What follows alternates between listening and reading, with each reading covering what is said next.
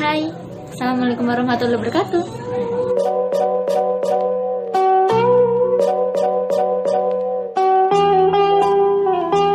Berjumpa lagi dengan saya Nova Selvia, NIM 122 dari Prodi Psikologi Islam, Institut Agama Islam Negeri Salatiga. Nah, video kali ini saya akan memenuhi tugas UAS mata kuliah kewarganegaraan. Nah, di sini saya akan membawakan beberapa materi yang semuanya membahas tentang kewarganegaraan. Nah, karena kita akan membahas tentang kewarganegaraan, lebih baik kita tahu dulu nih materi yang pertama tentang seberapa pentingnya sih pendidikan kewarganegaraan untuk kita semua.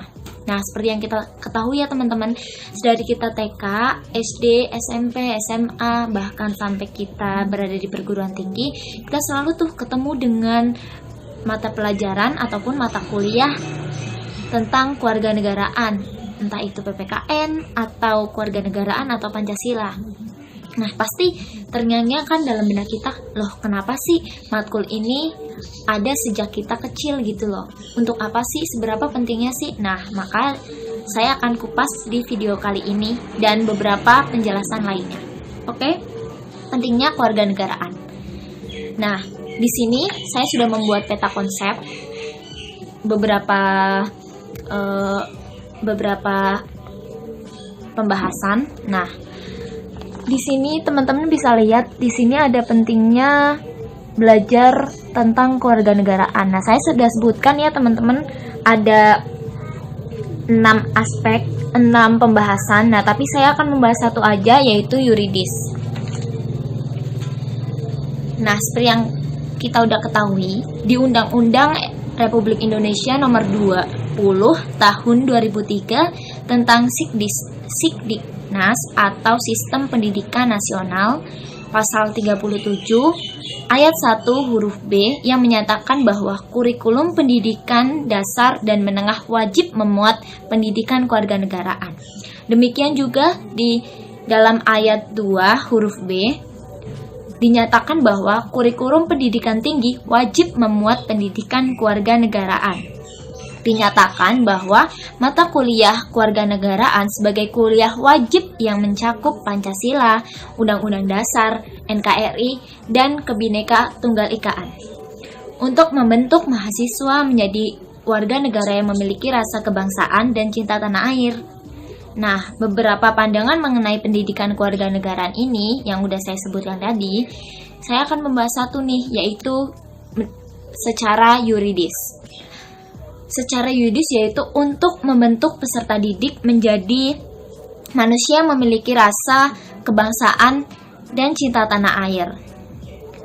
Dan masih banyak pendapat lain teman-teman, tapi saya hanya akan menyebutkan satu ini. Karena dalam pendidikan kewarganegaraan, sejatinya kita itu diajarkan tentang hal-hal mendasar negara Indonesia itu sendiri gitu. Nah, dari situ kita juga ditanamkan tentang pentingnya semangat nasionalisme, tentang cinta tanah air, bahkan tentang sejarah-sejarah Pancasila, Undang-Undang Dasar, Bhinneka Tunggal Ika, dan NKRI. Nah, maka dari itu kita tahu sendiri ya, itu adalah hal yang wajib kita ketahui sebagai warga negara Indonesia. Apalagi kita sebagai generasi emas. Nah, maka dari itu kita harus ditanamkan sejak dini tentang kewarganegaraan supaya nanti ketika kita besar kita tidak akan lupa sejarah kewarganegaraan kita dan bagaimana sih negara Indonesia itu sendiri itu. Oke, materi yang kedua yaitu hubungan warga negara dengan pemerintah. Nah, sebelumnya akan aku tunjukin dulu peta konsepnya. Ini yang di sini ya, teman-teman. Oke. Nah, hubungan warga negara dengan pemerintah. Yang pertama, kita mesti tahu dulu apa itu warga negara. Nah, pada pasal 26 Undang-Undang Dasar 1945 ayat 1 dinyatakan sebagai berikut. Yang menjadi warga negara adalah orang-orang bangsa Indonesia asli dan orang-orang bangsa lain yang disahkan dengan undang-undang sebagai warga negara.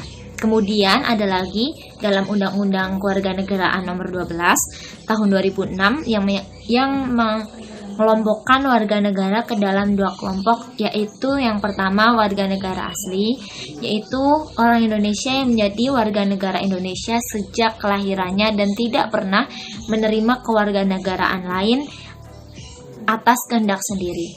Dan yang kedua, yaitu orang-orang bangsa lain yang disahkan dengan Undang-Undang Dasar sebagai warga negara Indonesia melalui proses pewarganegaraan.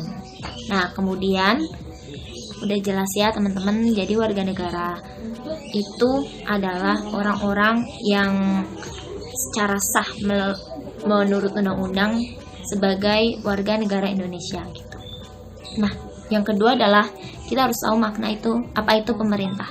Pemerintah adalah organisasi yang mengatur dan menjalankan tugas suatu sistem pemerintahan yang eksekutif, legislatif, dan yudikatif. Selain itu juga berperan sebagai organisasi yang mengatur, memimpin, menegakkan hukum, dan memberantas kekacauan negara untuk mensejahterakan rakyat. Gitu.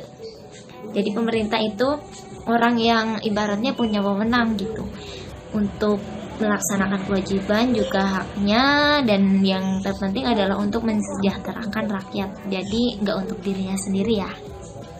Nah, fungsi pemerintahan.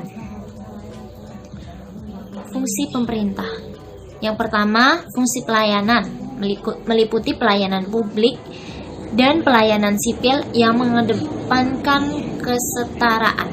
Nah, jadi dalam pelayanan apapun nih, misal teman-teman mau membuat KTP, nah itu akan dilayani oleh lembaga pemerintah. Dalam pelayanan itu, mereka harus mengutamakan kesetaraan tuh teman-teman.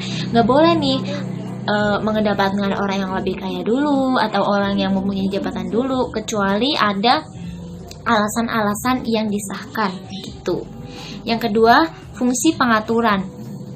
Pemerintah pusat maupun pemerintah daerah memiliki kekuasaan dalam mengatur undang-undang demi kesejahteraan masyarakat. Nah, maka dari itu, ketika masyarakat udah merasa nggak sejahtera dengan adanya undang-undang tersebut, maka seharusnya sebagai pemerintah, mereka bisa tuh memutuskan jadi atau enggaknya ada itu. Nah, maka dari itu ketika kemarin ada revisi UUD yang sempat booming dan digembor-gemborkan ketidaksetujuannya masyarakat oleh mahasiswa. Nah, sebagai pemerintah yang baik, harusnya mereka itu memilih apakah ini terbaik untuk rakyatku atau enggak gitu. Nah, maka dari itu pemerintah juga harus banget, pokoknya dalam segala aspek itu mementingkan masyarakat, supaya masyarakat nggak merasa tertindas, nggak merasa dirugikan, jadi sama-sama menguntungkan gitu. Yang kedua, fungsi pembangunan, yaitu pemerintah memacu pembangunan yang ada di negara, baik infrastruktur maupun pembangunan mental, spiritual warga negara. Jadi yang dimaksud pembangunan di sini nggak cuma pembangunan infrastruktur ya teman-teman, nggak cuma harus bangun jalan, harus bangun ini, harus bangun itu, tapi juga pembangunan tentang mental dan spiritual. Nah, oleh karena itu kita juga termasuk adanya mata pelajaran kewarganegaraan itu adalah termasuk pembangunan mental dan spiritual teman-teman. Nah, ada juga pramuka itu juga termasuk pembangunan mental dan spiritual di bidang pendidikan. Nah, pembangunan yang menyangkut pembangunan infrastruktur udah jelas ya, banyak banget. Udah dari mulai pembangunan jalan, pembangunan puskesmas, BUMDes mungkin, atau hal-hal lain yang berguna bagi seluruh masyarakat, nggak cuma untuk pemerintahannya aja gitu. Yang keempat, fungsi pemberdayaan, yaitu mendukung otonomi daerah sehingga masing-masing daerah mampu mengembangkan daerahnya secara maksimal. Nah, di sini pemerintah juga memiliki fungsi sebagai pendukung otonomi daerah. Nah, adanya otonomi daerah kan untuk mensejahterakan daerah tersebut. Nah, ketika pemerintah tidak ikut andil untuk mensukseskan ataupun untuk mendukung, maka otonomi itu nggak akan berjalan lancar, karena semuanya itu ada di tangan pemerintah. Jadi pemerintah sangat diharapkan menjalankan semua 4 fungsinya dengan baik dan benar sehingga semua rakyat bisa merasakan kesejahteraan. Nah, setelah kita tahu tentang warga negara dan pemerintah, kita ulik lebih lanjut hubungan warga negara dan pemerintah. Setiap warga negara memiliki hubungan yang tidak terputus meskipun ia bertempat tinggal di luar negeri. Adanya hubungan antar warga negara dan pemerintah karena adanya saling keterbutuhan antara keduanya untuk saling memaksimalkan masing-masing hak dan kewajiban. Jadi ketika teman-teman ada yang tanya, apa sih hubungan warga negara dan pemerintah? Kok perlu ada hubungan gitu? Nah, karena kita mempunyai hak dan kewajiban, pemerintah mempunyai hak dan kewajiban, warga negara mempunyai hak dan kewajiban, maka kita itu mempunyai hubungan yang sangat erat, teman-teman. Ketika masyarakat tidak melaksanakan kewajibannya kepada negara, maka pemerintah akan merasa tidak nyaman. Begitu juga dengan pemerintah, ketika dia tidak melaksanakan kewajibannya untuk masyarakat, maka masyarakat juga akan merasakan keresahan. Begitu juga haknya, kita juga harus dipenuhi haknya, pemerintah juga harus dipenuhi haknya. Nah, untuk hak dan kewajiban nanti akan dibahas di materi selanjutnya. Langsung aja ke materi yang kedua, yaitu negara dan aspek-aspek warganegaraan. Saya akan tunjukin peta konsepnya dulu, teman-teman. Ini nah, kelihatan ya. Oke. Di sini kita akan membahas tentang negara itu sendiri dulu, oke? Nah, negara adalah organisasi tertinggi di antara suatu kelompok masyarakat yang mempunyai cita-cita untuk bersatu, hidup dalam satu kawasan dan mempunyai pemerintahan yang berdaulat. Jadi ketika negara nggak mempunyai semua itu, berarti itu bukan negara gitu. Nah, biar lebih jelas, syarat-syaratnya itu adalah adanya wilayah, warga negara, adanya pengakuan dari negara lain, dan adanya pemerintah yang berdaulat. Maka ketika suatu negara nggak memiliki 4 aspek tersebut, kita perlu dipertanyakan itu sebuah negara atau bukan. Karena ketika sebuah negara harus mencakup 4 syarat tersebut gitu. Yang kedua adalah aspek kewarganegaraan. Aspek kewarganegaraan. Kewarganegaraan sendiri itu adalah suatu hal yang berhubungan dengan warga negara serta keanggotaan sebagai warga negara. Misalnya nih, seorang warga negara mempunyai hak untuk mempunyai paspor dari negaranya. Aspek-aspek dari kewarganegaraan juga ada banyak. Nah, yang telah tadi saya jelaskan mengenai pengertian kewarganegaraan, jadi kewarganegaraan itu adalah ketika kita diuntungkan atau dianggap di negara tersebut gitu. Ketika kita bisa mendapatkan paspor dan negara yang kita tempati, mendapatkan KTP, dan itu bisa kita sebut sebagai kewarganegaraan gitu. Nah, aspek-aspek dari kewarganegaraan. Yang pertama, persatuan dan kesatuan. Yang kedua, norma hukum dan peraturan. Yang ketiga, hak asasi manusia. Yang keempat, kebutuhan warga negara. Yang kelima, konstitusi negara. Yang keenam, kekuasaan dan politik. Yang ketujuh, Pancasila. Nah, jadi kewarganegaraan harus mencakup 7 aspek tersebut. Dari mulai persatuan dan kesatuan antar kita semua gitu. Tentang adanya norma dan hukum, bagaimana kita harus menyepakati semua itu, bagaimana kita mendapatkan itu semua secara adil, kekuasaan dan politik, juga Pancasila yang harus kita terus junjung gitu. Nah, materi yang terakhir adalah peran warga negara dalam berbangsa dan bernegara. Sebelumnya saya akan tunjukkan dulu peta konsepnya. Ada di sebelah sini. Nah, kelihatan ya teman-teman. Oke. Yang pertama akan kita bahas, yang tadi saya sudah sebutkan di awal, yaitu hak dan kewajiban warga negara. Oke. hak warga negara.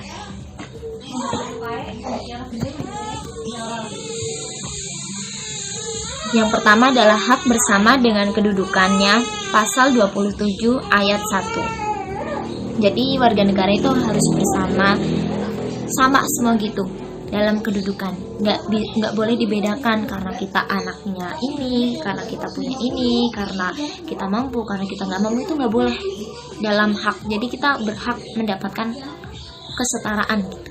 Yang kedua, hak atas pekerjaan dan penghidupan yang layak pada pasal 27 ayat 2. Jadi kita itu berhak mendapatkan pekerjaan dan penghidupan yang layak. Jadi ketika kita tidak mendapatkan itu semua, kita bisa pertanyakan itu kepada pemerintah gitu.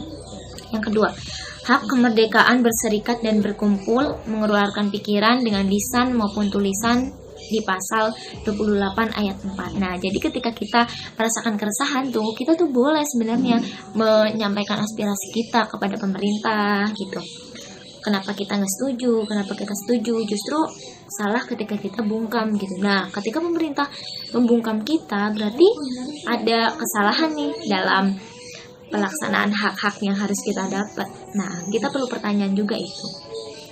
Yang keempat, hak untuk memeluk suatu negara. Hak untuk memeluk suatu agama, pasal 29 ayat 6. Nah, jadi kita juga berhak memeluk suatu agama. Kita nggak pemerintah ataupun orang lain itu nggak berhak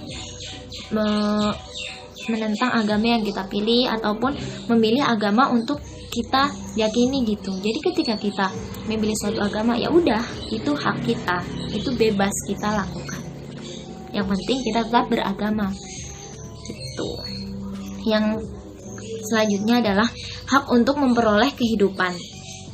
Jadi ketika pada suatu negara hak ini sudah direnggut atau hak ini sudah dihilangkan, maka di situ akan mudah terjadi pembunuhan, kekerasan kepada sesama manusia, karena hak untuk hidup aja itu udah nggak ada gitu. Jadi maka dari itu kenapa ketika ada pelanggaran tentang membunuh atau lain sebagainya itu harus ditindak tegas. Nah, karena ada hak dari kita gitu. Yang selanjutnya dan juga yang terakhir adalah hak kebebasan gitu.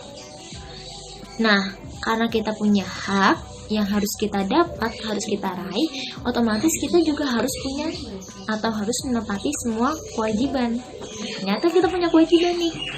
Kewajiban yang pertama, ikut serta dalam pembelajaran pembelaan negara, pasal 27 ayat 3. Nah, untuk mendapatkan semua hak kita, otomatis kita harus menepati semua kewajiban dong, supaya kita melakukan simbiosis mutualisme gitu. Jadi nggak cuma kita yang diuntungkan, negara juga diuntungkan gitu.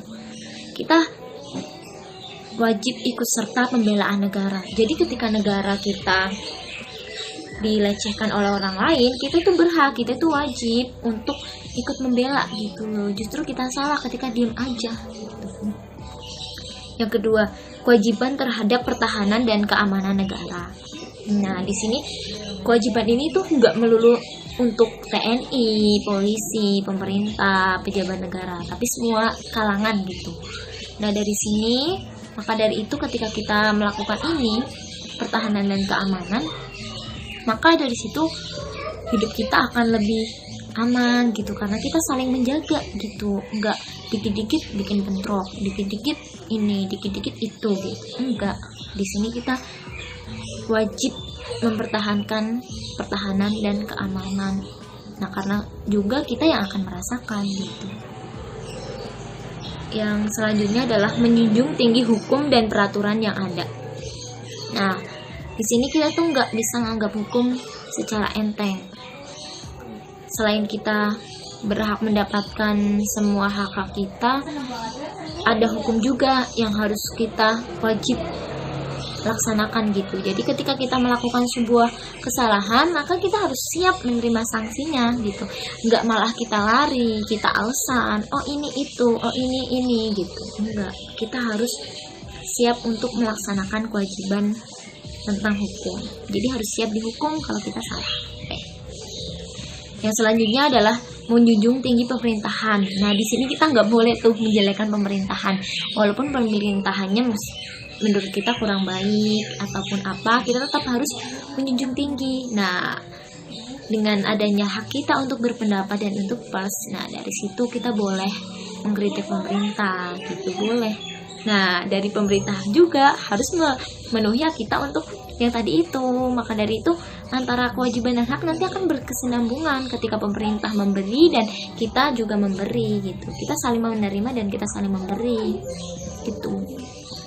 Yang selanjutnya adalah memberi suara dalam pemilu. Nah, ketika kita golput nih, berarti kita udah enggak menepati kewajiban kita sebagai warga negara. Jadi, ketika ada suatu pemilihan umum, ayo kita sama-sama nyoblos, walaupun kita rasa kayaknya nggak ada yang benar deh dari semua calon gitu. Oke, nggak apa-apa. Kita harus cari yang paling benar. Walaupun nggak semuanya benar kan, tapi kita harus cari dan kita harus tetap ikut dalam pemilihan umum, karena satu suara kita itu menentukan akan kemajuan negara kita, akan negara kita di selanjutnya. Yang selanjutnya adalah menjaga dan mengisi kemerdekaan. Nah, karena kita sebagai mahasiswa, sebagai pelajar, maka kita harus mengisi kemerdekaan dengan apa? Dengan belajar, dengan terus melaksanakan kewajiban kita sebagai anak, sebagai siswa gitu. Yang selanjutnya adalah menuntut ilmu.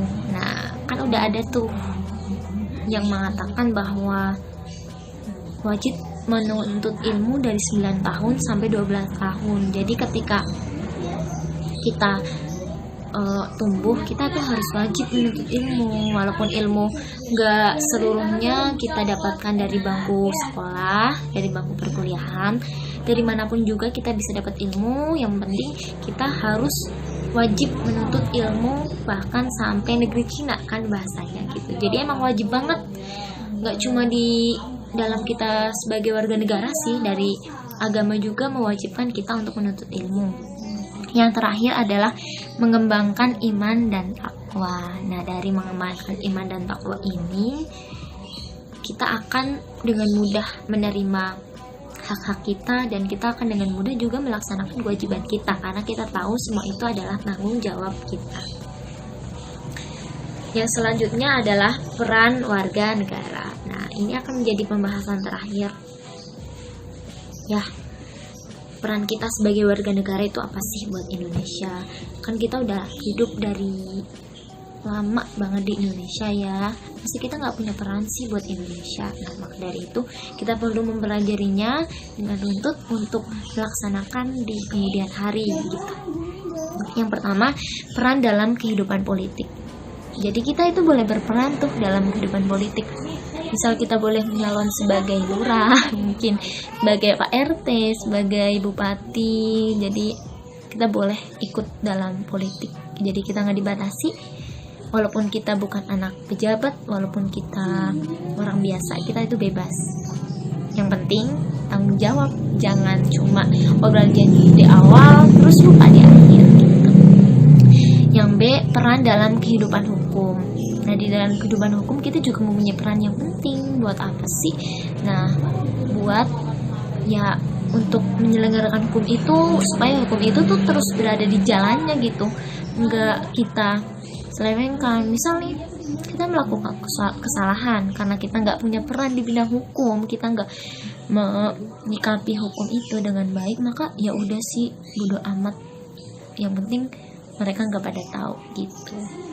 Kita main ambil hak orang aja, kita main bunuh-bunuhan aja karena kita nggak tahu peran kita di hukum itu ada gitu. Yang selanjutnya adalah peran dalam kehidupan ekonomi. Nah, kita juga punya peran banyak di kehidupan ekonomi ya.